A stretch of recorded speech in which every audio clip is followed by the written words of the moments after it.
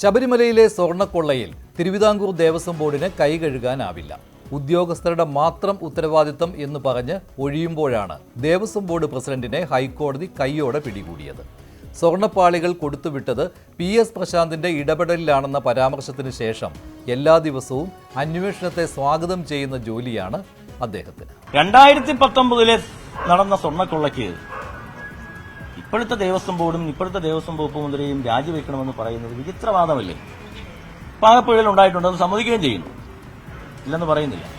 പക്ഷേ ഒരു അഴിമതിക്ക് ഒറ്റയടിക്ക് ഞങ്ങൾ ഉത്തരവാദികളെന്ന് പറയുന്നതിലൊരു വിചിത്രമായ വാദമില്ലേ? അതൊക്കെ രാഷ്ട്രീയമാണ്. ആ രാഷ്ട്രീയത്തെ ഞങ്ങൾ അങ്ങനെ തന്നെ കാണും.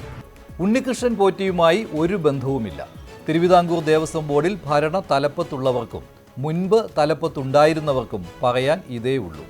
അറിയില്ലെങ്കിൽ പിന്നെ കഴിഞ്ഞ മാസം പോലും ദ്വാരപാലക സ്വർണ്ണപ്പാളി എങ്ങനെ പോറ്റിയുടെ കയ്യിലെത്തി? ഹൈക്കോടതി പറയുന്നത് നോക്കിയാൽ ദേവസ്വം കമ്മീഷണർ എതിർത്തതാണ്. ചെന്നൈയിലെ കമ്പനിക്ക് സാങ്കേതിക വൈദഗ്ധ്യം ഇല്ലെന്ന്.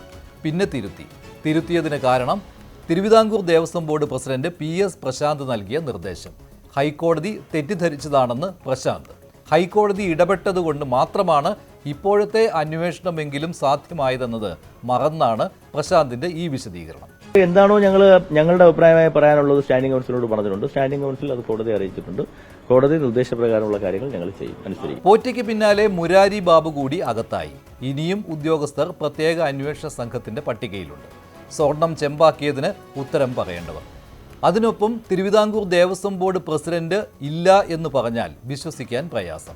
ഹൈക്കോടതി തന്നെ പറഞ്ഞത് ഉദ്യോഗസ്ഥരുടെ മേൽനോട്ടവും നിയന്ത്രണവും ഭരണസമിതിയുടെ ഉത്തരവാദിത്തമാണെന്നാണ്. അതായത് ദേവസ്വം ബോർഡിന്റെ. എല്ലാവർക്കും അതറിയാം.